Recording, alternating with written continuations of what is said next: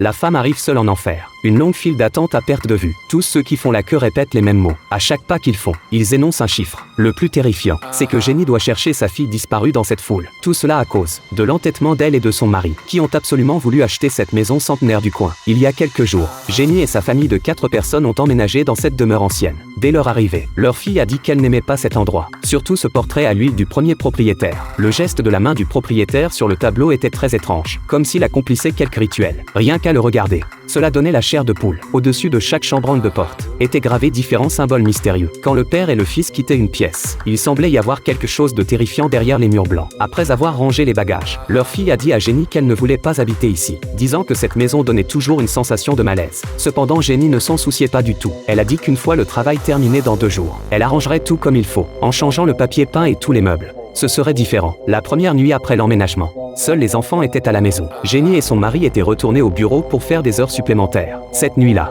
l'incident s'est produit. Pendant que la grande sœur regardait la télévision, la porte de la cave s'est soudain ouverte dans un souffle de vent. Puis les appareils électriques de la maison se sont éteints un par un. Toute la maison a été plongée dans l'obscurité. La grande sœur effrayée a immédiatement appelé sa mère. Jenny a dit que le disjoncteur était dans la cave. Tu n'as qu'à descendre le remettre en marche. La fillette avait peur du noir et n'osait pas descendre. Mais il n'y avait qu'elle et son petit frère à la maison maintenant. Impossible de faire descendre le petit frère qui était trop jeune. Jenny aperçut l'inquiétude de sa fille. Elle a dit que l'escalier de la cave n'avait que 10 marches. Tu fais un pas et je compte une marche avec toi, jusqu'à ce que tu remettes le disjoncteur en marche. La grande sœur n'a eu d'autre choix que de suivre le conseil de sa mère. Elle a pris son courage à 2 mains et est descendue. Cependant, cet acte de compter semble avoir déclenché une sorte de rituel. Une fois que leur fille a commencé à compter, elle ne s'est plus jamais arrêtée. Quand elle a compté jusqu'à 10, Jenny a encore félicité sa fille avec joie, lui disant qu'elle était formidable, qu'elle pourrait bientôt remettre le disjoncteur en marche. Mais ce qui était étrange, c'est que ceux qui lui répondaient au téléphone étaient des chiffres au-delà de 10. Le couple qui a réalisé que quelque chose n'allait pas s'est précipité en voiture à la maison. En chemin,